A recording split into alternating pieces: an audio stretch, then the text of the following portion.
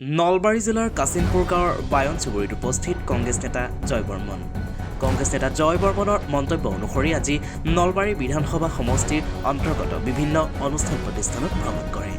লগতে সন্ধিয়া কাশিমপুৰ গাঁৱৰ বায়ন চুবুৰীত কাঞ্চি বিহু হুঁচৰি দলটোৰ আখৰা গৃহ উদ্বোধন কৰে। সমাগত ২৬ বিধানসভা নিৰ্বাচন সম্বন্ধেও মত প্ৰকাশ কৰি নেতাগৰাকীয়ে এইধৰণে উল্লেখ কৰে যে টিকটৰ দৌৰত আছো, দলৰ নেতৃত্বৰ প্ৰতি আশাবাদী, দলে যি বিচাৰ কৰে একমত। লগতে মন্ত্ৰী জয়ন্ত মল্ল বৰুৱাক তীব্ৰভাৱে সমালোচনা কৰে। পুনৰবাৰ জনাইছোঁ, নলবাৰী জিলাৰ কাশিমপুৰ গাঁৱৰ বায়ন চুবুৰীত উপস্থিত কংগ্ৰেছ নেতা জয় বৰ্মন। কংগ্ৰেছ নেতা জয় বৰ্মনৰ মন্তব্য অনুসৰি আজি নলবাৰী বিধানসভা সমষ্টিৰ অন্তৰ্গত বিভিন্ন অনুষ্ঠান প্ৰতিষ্ঠানত ভ্ৰমণ কৰে। লগতে সন্ধিয়া কাশিমপুৰ গাঁৱৰ বায়ন চুবুৰীত কাঞ্চি বিহু হুঁচৰি দলটোৰ আখৰা গৃহ উদ্বোধন কৰে।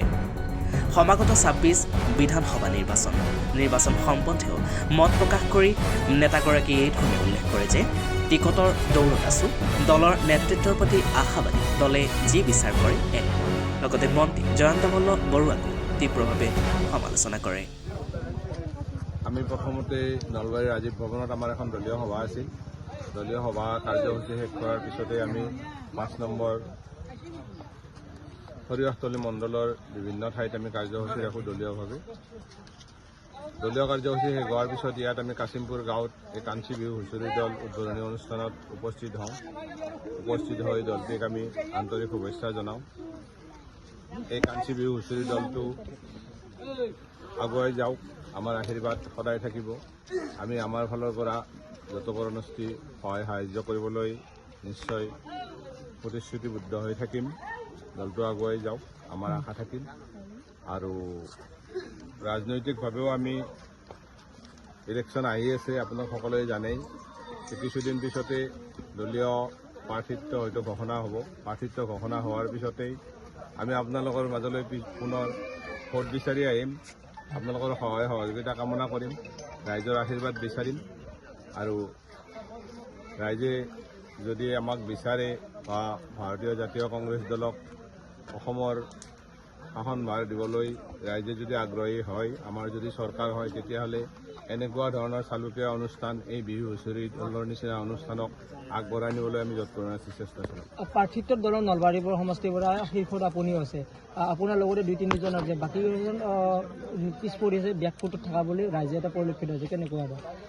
বেকফুট বুলি নহয়, আমাৰ ভাৰতীয় জাতীয় কংগ্ৰেছ দলৰ প্ৰাৰ্থী বাছনিৰ এটা নিৰ্দিষ্ট নিয়ম আছে। নিৰ্দিষ্ট নিয়মৰ ভিত্তিত জিলা বা ৰাজ্যিক বা ৰাষ্ট্ৰীয় পৰ্যায়ত বিভিন্ন ধৰণৰ পাৰদৰ্শিতা চোৱাৰ পিছত প্ৰাৰ্থী ঘোষণা কৰা হয়।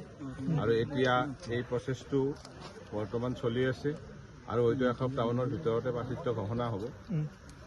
দলৰ নেতৃত্বৰ পৰা কিমান দূৰ আশাবাদী? দলৰ নেতৃত্বৰ প্ৰাৰ্থিত্বৰ ক্ষেত্ৰত আমি যথেষ্ট আশাবাদী।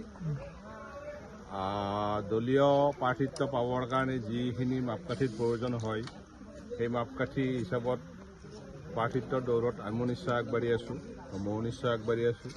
মই নকওঁ বাকীকেইজন প্ৰাৰ্থী বেয়া বুলি, আটাইকেইজন প্ৰাৰ্থীয়ে ভাল। গতিকে দলেতো প্ৰাৰ্থিত্ব এজনকেই দিব, গতিকে যিজনক দিব সেইজনক মানি লৈ আমি কংগ্ৰেছ দলটো আগুৱাই নিয়াৰ ক্ষেত্ৰত যথেষ্ট। আপুনি যদি প্ৰাৰ্থী হিচাপে আপোনাক প্ৰক্ষেপ কৰে, তে বলিষ্ঠ মন্ত্ৰী বুলি কোৱা জয়ন্ত মল্ল বৰুৱাক তেখেতকে প্ৰত্যাহ্বান কৰিবলৈ ইমান সহজ হ'ব নেকি? জয়ন্ত মল্ল বৰুৱা বলিষ্ঠ মন্ত্ৰী নহয়। জয়ন্ত মল্ল বৰুৱাৰ বিপক্ষে আপুনি জানেই, সমষ্টিত প্ৰতিষ্ঠান বিৰোধী ঢৌ তুংগত আছে। জয়ন্ত মল্ল বৰুৱাৰ যি পিছত বিশেষণ লাগিছে, বিভিন্ন ধৰণৰ তেখেতৰ দুৰ্নীতিৰ অভিযোগত অভিযুক্ত হৈ তেখেতৰ নামৰ শেষত কিছু বিশেষণ লাগি গৈছে। গতিকে মানুহে এতিয়া বুজি পাইছে জয়ন্ত মল্ল বৰুৱা কিমান শক্তিশালী। গতিকে নিৰ্বাচনৰ সময়ত জয়ন্ত মল্ল বৰুৱাৰ বিপক্ষে যদি যুঁজিব লগা হয়, আমি সম্পূৰ্ণৰূপে সাজু হৈ আছোঁ যুঁজিবলৈ।